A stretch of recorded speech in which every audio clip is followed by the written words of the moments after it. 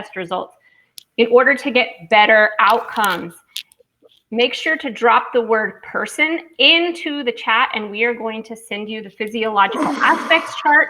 So make sure to drop the word person into the chat. Welcome everybody to Health Coach Tip Tuesday, where every week we share tips, tools, and resources for health coaches and professionals so you can confidently solve your clients' health issues and grow your career as a health coach or professional.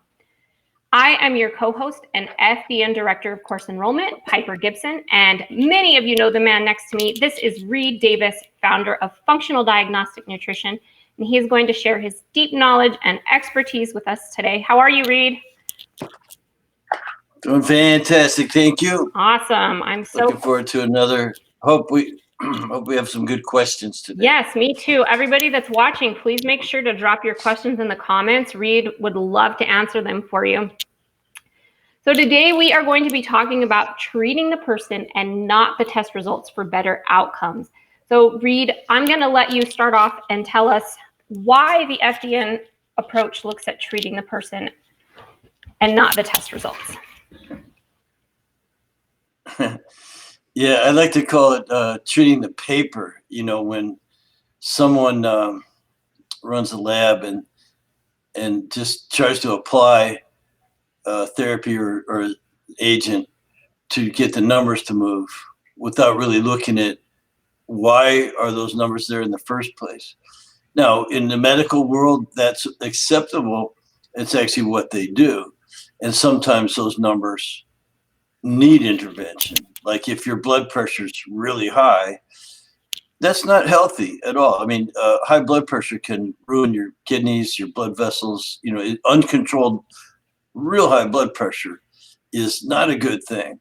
And there's not a lot that's available, you know, like supplements, you know, safe, natural stuff that can do as good a job as quickly. Not even close. And so there's times when you want to treat the paper, but that's not what health coaches are hired to do. We're hired to figure out what's really wrong.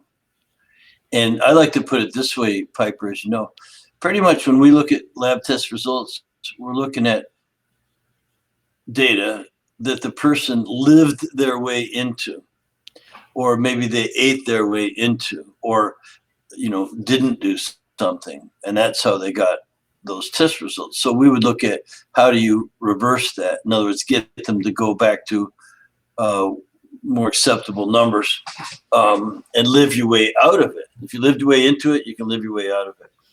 So, but where it started, where that came from was when I started running lab work 20 years ago. And, you know, I had really good mentorship. And I couldn't, you're not basically allowed to do that. You know, it's like that would be practicing medicine. No, Reed, you're a nutritionist. At the time, that's what I was called pretty much. Clinical nutritionist or certified nutritional therapist was my cert. I had the first cert I ever had. And so it was no, Reed, you can't just give them something for that. That'd be medicine. You've got to figure out what's really going on.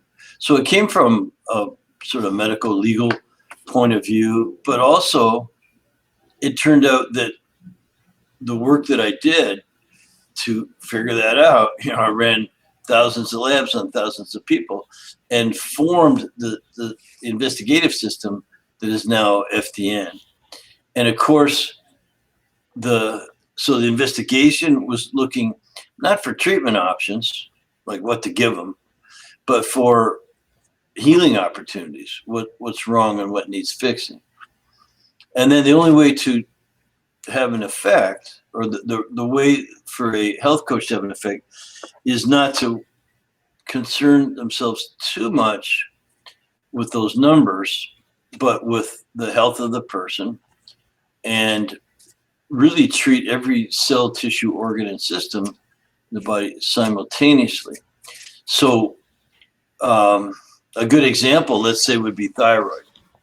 Or did you have a question on that? No, I love it. I think it's great. Okay. So a good example was thyroid. Now, a lot of health coaches don't really test the thyroid, Uh, but if you did, you'd see that sometimes the thyroid hormones are low and the thyroid stimulating hormone would be high. Now, easy solution, write a prescription for some thyroid hormone and it'll change those numbers. Those numbers will normalize, if you get it right. And you could actually go back in a month later, retest, and fine tune the dosage and the frequency of the agent being used. And so that's pretty much what doctors do, or medical doctors using the standard system. The functional medicine is supposed to be a little bit different, but even functional medicine doctors are tied to standard of care, and they actually are almost required to write that prescription. That's the standard of care. Hey, if you're a medical doctor and you don't follow standard of care, you can be reprimanded by the board, written up, or whatever. So, but back to what standard medicine does, they treat the paper. Oh, this is easily resolved. Now, in that process, it's not all bad because their symptoms might alleviate or abate or go away, at least temporarily, until something else is out of whack. So that's actually part of the continuation of cycle and trial and error. But is that a good example? Have you had people like that where they're just taking the med to change the numbers on the paper, but they're not doing anything to change how those numbers got there in the first place? 100%. I do see a lot of moms that come into my office. The same prime example. It's, the thyroid, and the thyroid's not functioning correctly, but it's not why isn't the thyroid functioning correctly. It's just I'm taking meds. And so they don't really have a course of action. They don't know what to do. And so that's really where health coaches, where FDNs can come into play, because you can really help to guide them and have that, what we call clinical correlation. So you want to talk a little bit about clinical correlation and what that is? Yeah, of course. So that's the other big part. Now, that's done in offices too, like standard medicine does clinical correlation. They're supposed to, because you don't just look at the paper and write a prescription if they don't have the matching symptoms. Now, we want to go past that approach, go a little bit deeper into not just alleviating the symptoms and not just taking the shortest route to that, but symptom relief can be really important. And so clinical correlation is looking at the paper and the numbers and going back to the person and seeing if it explains why they're showing up that way. So for instance, on what we call an adrenal stress and hormones panel. So stress and hormones panel measures cortisol, the stress hormone, and DHEA and the sex hormones and things. And we see a lot of imbalances. Some numbers are too high or too low. But more importantly, sometimes is the ratios. And then, does that explain how a person's feeling? And so when you go back to the client, using the test results, explain, this is, typically people with your numbers feel tired, they feel fatigued, they don't like to get out of bed, they, have gained a few pounds, they might even feel a little sad or depressed, they have foggy thinking and things. And then the person goes, wow, that's exactly how I feel.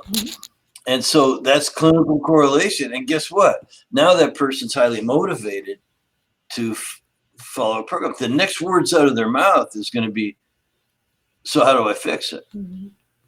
And again, you don't say, well, we can change the numbers with an agent such as a supplement or, heaven forbid, a drug to just change the numbers.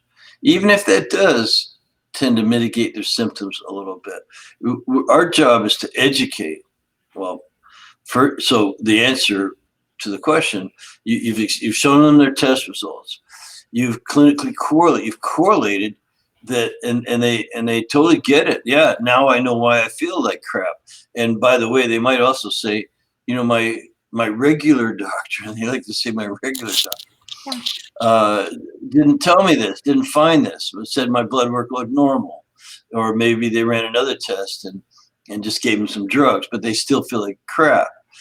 So it really, again, the next words out of the person's mouth, if you show them why they feel so bad, or at least that the lab results and this match up, well, what is that healing opportunity? What is that balance we need to restore or improvement we need to make in some system that we've measured, whether it's the hormones or the immune system or digestion or detoxification? There's measurements for all that. So it's not a diagnosis with the drug attached to change the paper or just to make you feel better. It's actually what needs to be restored. And again, if you lived yourself into it, you gotta live yourself out of it. Change some things. And typically that's focused around working on every cell, tissue, organ, system at the same time with the diet, rest, exercise, stress reduction, supplementation. And you've seen that work, eh?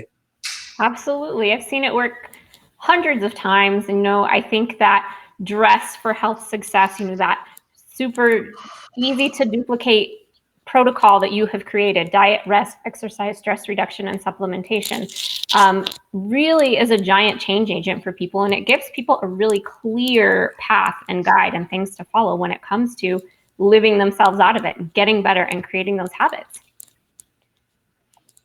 Yeah, there's really good health coaches out there who are very good at behavior change, coaching people up, helping them to set goals, helping them to stay on track, helping them correct course if they're having difficulties, things like that, and motivation. And by the way, how about accountability, even discipline sometimes? So health coach is really good at that. But if you don't know what's wrong and how to fix it, that's a different story. You're like missing parts 1 and 2. What's wrong? How does the person change that? Then you can implement your change program. And so it goes way beyond just take your medicine and just the lifestyle stuff alone. You actually have targets. You actually have a new set of goals and a way of measuring them. So it's really really quite remarkable. Well, and I think with FDN, you have really created something that really helps health coaches in all of those aspects. For sure, you're giving them the guidance, you're giving them the tools that they need to really turn around and help their clients.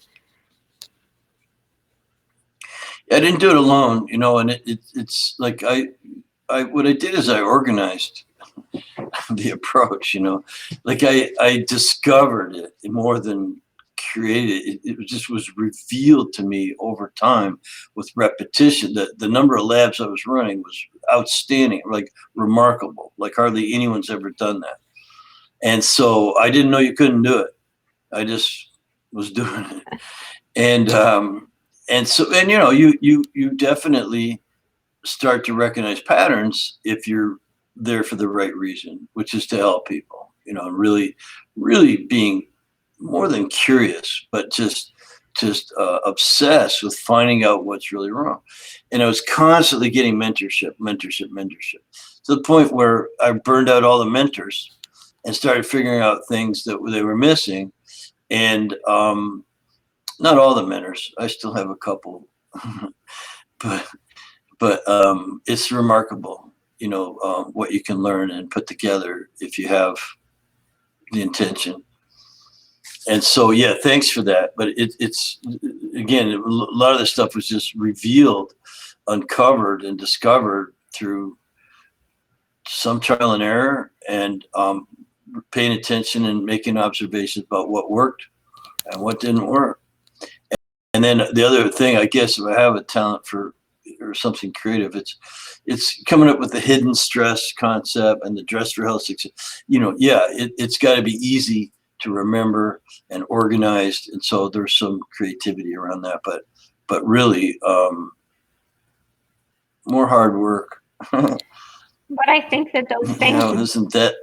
Yeah, I think those things have really created or been, designed for FDNs to really just repeat that process to help their clients. So, when people are looking to become a next level health coach and they really want to help the person, to really help that person get better outcomes, FDN is really the next best step for you to take, because we're going to teach you all of the tools that you need to really excel as a health coach. Well, there's that. And, the other thing that I want to say about that I noticed is that, and this happened to me, when I started getting pretty good at it, I started thinking I was a hero, like God, I'm really fixing these people, but really you're not. You're just, you got to keep it on an educational level that they're healing themselves. There's an innate intelligence in every cell, tissue, organ. Well, there's a source of that intelligence, and that's what's at work. It's just coaching up function that's already supposed to be there, and then coaching down the contributors to metabolic chaos, the things interfering with health being expressed in a good way, in a healthy way. So you're not a hero, you're just a good person doing good work. And obviously we think that as a profession, you should get paid real well for it, or at least that opportunity is there for you. So I never put on the white coat. You know what I mean? Like the doctors in the office wore white coats, and so a couple of the other sort of therapists. And man, I never really, it's like you're not a doctor. Don't think it.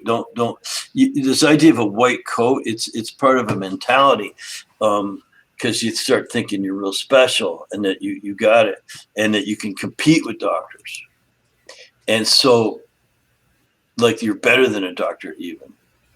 And that's an attitude and point of view to avoid, and keep it real humble, because doctors are still able to do things that you will never be able to do. Like write a prescription. You get arrested for that stuff, or get out a knife when it's necessary, or, just this whole idea of practicing medicine. You're not competing with them. Now, it doesn't mean we don't have superior outcomes. Sometimes we do, but I just want people to keep it in perspective, because, I teach the basics so well that it should stay with you forever, and you don't need to get fancy. Really, that's our backyard. Is again the dress protocols, looking for healing opportunities.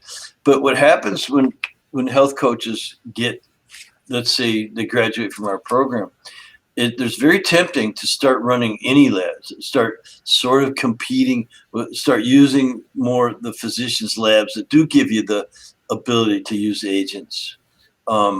Just to get quick results and things like that. And we also start thinking that we should take on anything and everything. And probably that's to be avoided. I'll just give you a quick example. And we came across this on a support call, and we support our practitioners with case studies. And someone brought a case study up and says, this lady hired me to help her with her migraines because no one else could help her. And, basically her migraines went away in a very short period of time. And the question was around, but now she's getting colds and flu. And, and I said, well, hey, we're not in the snotty nose business. Like, you're there to do the work on, because things come along. We're not physicians. Stop trying to be her doctor. You're her health coach. And by the way, you didn't, recognize when you had reached success, because you start to think that you're all things health, and we're really not. And so we might get superior outcomes to physicians in long-term chronic stress-related conditions, where it's been a downward spiral for a long period of time, because we can reverse the behavior that got them there.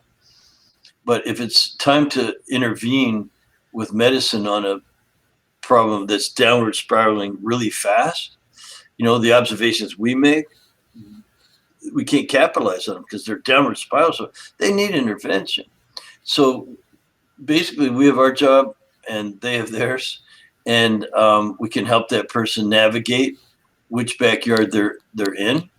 But there are two distinct backyards. So and just stay in yours. You don't get to wear a white coat and wear a stethoscope around your neck unless you go get the training for that. Work as a medical assistant or physician's assistant or something like that.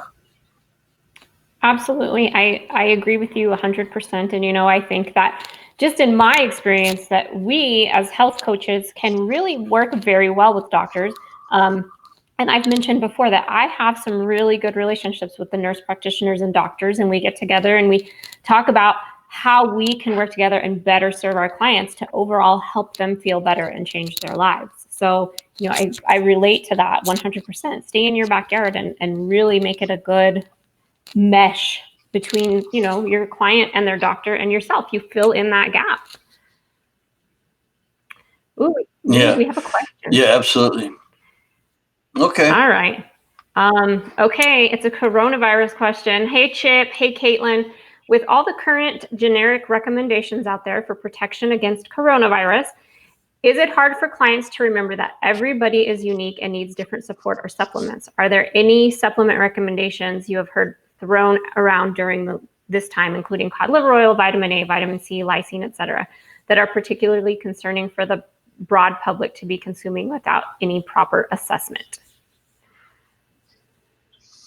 Well, if you know you have coronavirus, you need to see a physician. But and by the way, those generic recommendations are really good to follow. I am more or less what's the popular term now for sequestering myself away from the public? Social distancing. I don't want to go out there.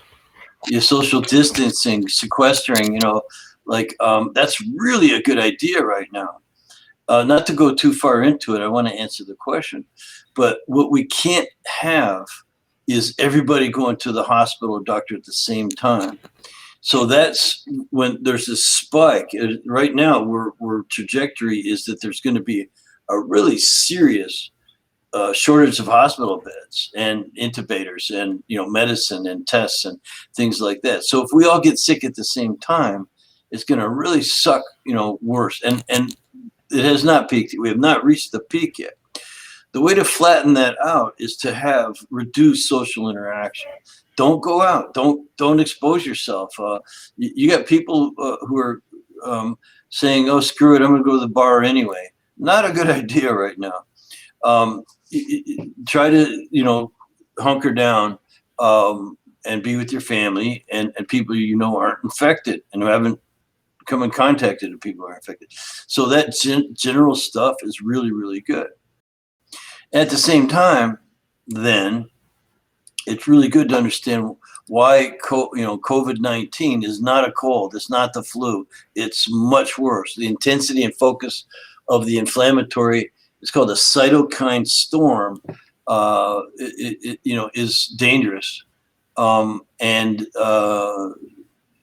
If you have compromised health already, which is the old, who are already sick in some way, and maybe the really young, it can kill you.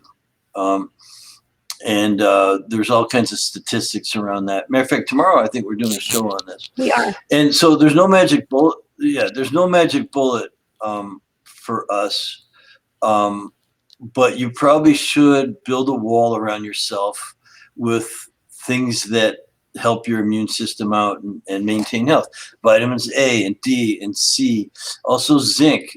I got my zinc lozenges right here somewhere, and I'm taking a lot of them because, I have had to go out to the grocery store a few days ago, and you just, God knows who's in the line with you. By the way, the lines were like, 10 times normal. Mm-hmm.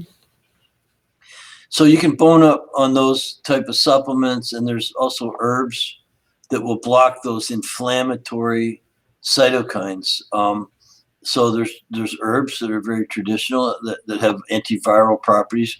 We like things like biocidin and this kind of stuff from BBR. They've done a lot of research there. I like this stuff, but you could use like curcumin, N-acetylcysteine. There's a product called isoquercetin those inhibit the cytokines to protect your pulmonary tissue. So if you're getting sick, you better take a ton of that stuff, and see a doctor too. Again, there's herbs like there's bluperium, others. Anything with look up beta glucans, and they tend to screw with the coronavirus, at least in terms of it invading you and how it replicates. The only problem I would see with some of these things, I think it's Caitlin that asked, Yes. is that all the in vitro studies were done with extreme dosages. And so they're not the kind of dosages that are going to be written on the bottle, like take 2 twice a day. It's like the studies are done by taking 10 twice a day, or just, I'm using rough numbers. But so you can't just pound down, a half a bottle of, biocidin and think that you're going to get rid of this thing and some of these other things. But you can use a multi-pronged approach. And there's side benefits to this stuff too, taking supplements a lot. So, that's my answer to your question, the way you phrased it. Like you mentioned there, cod liver oil, A, C, lysine. Yeah, lysine is good for viruses. It's probably better at keeping them down than it is killing them. It just sort of keeps them at bay. It doesn't make them go away. But hopefully you can only get coronavirus once. That's very true. That would be very hopeful that you can get it once. You build up that immunity if you get it. I noticed one more Yeah. thing. One more thing. I just noticed Caitlin said cod liver oil. My mom used to give that to us when we were kids, and just the old-fashioned kind with the spoon and kind of a thing. Now you can get it in caps in different ways. But listen, I still take another thing. I take like omega-3s every single day. The DHA and EPA every single day, because I'm an old guy, and I've had a lot of injuries, and it really helps with the joints, but it helps with just keeping your essential fatty acids up, and that's really a good thing to do. So there's a lot of these generic recommendations you talk about. Do them too. Absolutely. Well, I'm that mom because I have my boys lined up with a spoon, making them take cod liver oil, and they hate it. But I'm like, it's good for you. So down the hatch. So yeah, we're using cod liver oil at my house. On the subject of just the recommendations, the generic recommendations is, you see that the grocery store shelves are empty, but a lot of the things that are empty are like the Pop-Tarts and the cereal and the things that are really not healthy and that are really not going to support a healthy immune system. So I've really been stressing, when it comes to your immune system, your diet really matters. So it's not just the supplements, but make sure you're eating well too. So buy the frozen vegetables, buy the frozen fruit, get the meat and stock your freezer so that you have those healthy foods if and when you need them. Yeah, absolutely. But all the general stuff about don't shake hands and wash your hands, using the fist pump. Wash your hands like 5 times more than you already did. Every time you go outside, come back in, wash your hands. If you take the trash out, wash your hands. If you use the bathroom, wash your hands. If you grab and even though I don't like it, the hand sanitizer is probably a good idea right now. We wouldn't want to use them forever, but the 60% alcohol-based hand sanitizer, probably a darn good idea. Keep one in your car, keep one in the mud room, keep one in the kitchen, whatever it is. If someone's sneezing, tell them how rude they are. They need to cover their damn face or beat it. You can't just put up with that stuff anymore. It was always rude. Now it's dangerous. Mm-hmm. It was always rude, but it's dangerous now. So you can't do that. I'm not sure. I mean, I didn't, yeah, there's things like that. Fantastic. Well, Reed, we have had a great episode today. And is there anything that you would like to share, a tip or a tool that you would like to share with these health coaches before we sign off for today? Well, the idea that we started with of don't treat the test results, treat the person. They're really self-treating when you're a health coach, but you get the point. It's like you can't just introduce an agent to change the numbers without paying attention to the variables. So, physicians typically take on all comers, and if you got something, they'll write your prescription. And what we do is we want to know more about the person. What are the variables? Who is this person? What is their life like? What is their environment like? Everything from diet to how hydrated they are and how well they go to the bathroom. And all these things that might get overlooked a bit. When you're only spending 9 minutes with a person, you don't get to know them real well. So we get to know our clients really well, so we can, work with them and get better results. And we do. That is reliably. Absolutely. That is the truth. Well, thank you, Reed, for another great lesson and some great information. Make sure that you drop the word person into the chat, especially if you're watching the replay, and we are going to send you the physiological aspects guide. Join Reed and I tomorrow. We are going to be talking about coronavirus. We're going to be talking about looking at coronavirus in a different way. So we are glad you joined us today. Thank you, everybody. Thank you again, Reed, and we will see you guys tomorrow. Bye. Okay, and bye, Chip. Bye, Chip. Bye, Caitlin.